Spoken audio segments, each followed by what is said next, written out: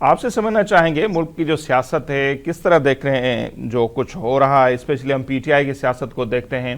कि एक मरतबा फिर उनके लहजे में हमें जो है वो सख्ती नज़र आ रही है। हु आर यू के नाम से एक नई मुहिम शुरू हो गई है जिसमें आर्मी चीफ को, डीजीआईएसआई को टारगेट किया जा रहा है। फिर हम देखते हैं कि खान साहब ट्वीट करते हैं कि मेरी ज़िंदगी को ख़तरा है, कुछ हुआ तो ये दोनों जिम्मेवार होंगे।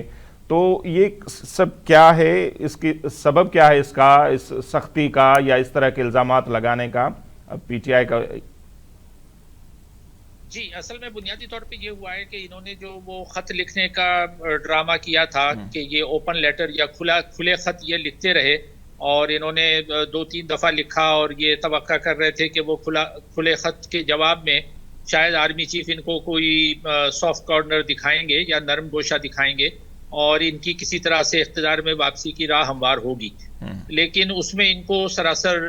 नाकामी हुई है। और आर्मी चीफ ने तो बिल्कुल क्लियरली कह दिया कि ना मुझे खत आया है ना मैंने पढ़ा है, और अगर आएगा भी तो मैं प्राइम मिनिस्टर को भेज दूंगा। तो वो that was the right approach. इसका मतलब ये कि जो फौज की आला क़यादत है वो अभी किसी तरह से भी इमरान खान को या पीटीआई को कोई रियायत देने पे तैयार नहीं है, और होना भी नहीं चाहिए, क्योंकि ये फौज का डोमेन नहीं है। ये खालिसतन सियासी मामलात हैं,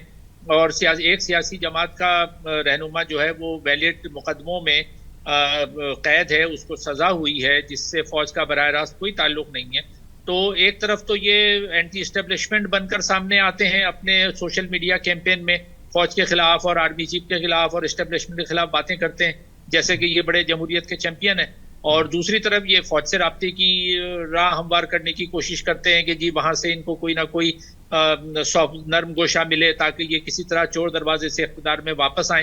तो जब ये उस कोशिश में नाकाम हुए हैं तो उसके नतीजे में इन्होंने सोचा, मेरा ख्याल है कि एक दफा फिर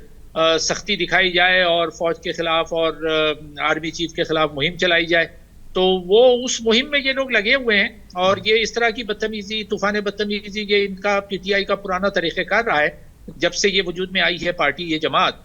ये सियासी जमात तो थी नहीं, जाहिर है कि ये चूचू का मुरब्बा एक बनाया गया था, और वो उसको जिस तरह से इख्तिदार में लाया गया वो हम सब जानते हैं, और उसमें जो जो किरदार अदा किया,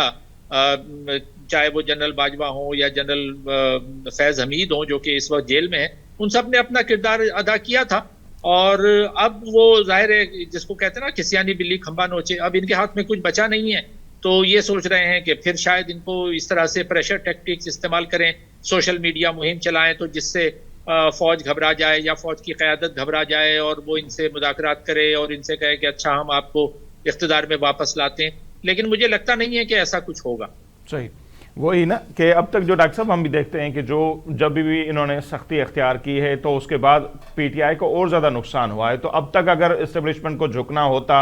लेटना होता तो लेट चुकी होती, लेकिन अब तक तो हम नताइज यही देखते हैं कि इस तरह के लहजे से पीटीआई को ही नुकसान हुआ है। तो आने वाले दिनों में अगर यही लहजा ये बरकरार रखते हैं, सख्ती वाला बयान ये बरकरार रखते हैं, तो फिर पीटीआई के लिए कोई वही सवाल होगा कि कोई रियायत नज़र आ रही है, सख्तियों में और इजाफा आप देख रहे हैं?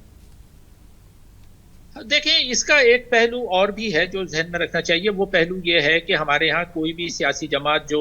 स्टांस या जो मौक़िफ़ अपनाती है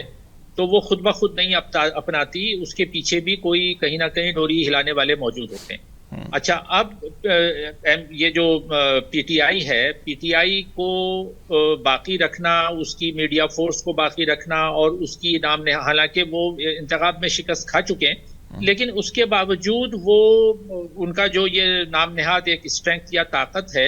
ये एक तरह से देखा जाए तो एस्टेब्लिशमेंट के भी फायदे में जाती है ना, क्योंकि जो मौजूदा हुकूमत है मखलूत हुकूमत है। अच्छा, और मखलूत हुकूमत भी जो पिछले इलेक्शन हुए थे, जाहिर है जैसे तमाम इलेक्शन पाकिस्तान की तारीख के हुए हैं कि वो मैनिपुलेटेड होते हैं, उसमें कोई ना कोई कहीं ना कहीं मुदाखलत होती है और एक जमात को हटा के दूसरी को लाया जाता है। तो हम ये नहीं कह सकते कि ये पिछले इलेक्शन हुए जिसके नतीजे में ये कोलिशन गवर्नमेंट आई है, ये कोई शफाफ इलेक्शन थे, या उससे पहले जिसमें इमरान खान को लाया गया वो भी शफाफ इलेक्शन नहीं थे। तो ये भी एक तरह तरीक़ेकार होता है कि हुकूमत वक्त को, जो मखलूत हुकूमत है, उसको प्रेशर में रखा जाए और मौजूदा हुकूमत ये ना समझने लगे कि पीटीआई जो है वो ख़त्म हो चुकी है और पीटीआई कुछ नहीं कर सकती। यानी एक काउंटर बैलेंस के तौर पर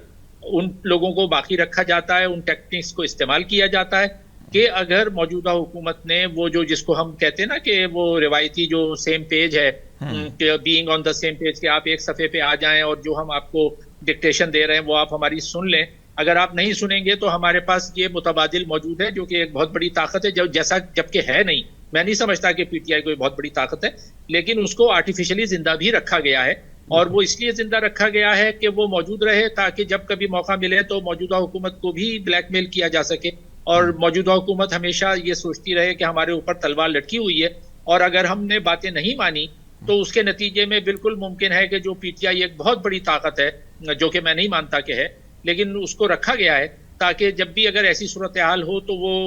मौजूदा हुकूमत ये समझे कि भाई हमें हटा के ये किसी ना किसी तरह इसको ले आएंगे। तो ये भी एक पहलू हमें नजर में रखना चाहिए कि हमारे यहाँ जो सियासी जमातें हैं उनकी जो ताकत होती है वो उतनी ही ताकत होती है जितनी उनको अता की जाती है। उनकी अपनी यानी खुदरौ ताकत नहीं होती है, ये ताकत वो होती है जितनी ताकत उनको अता की जाती है।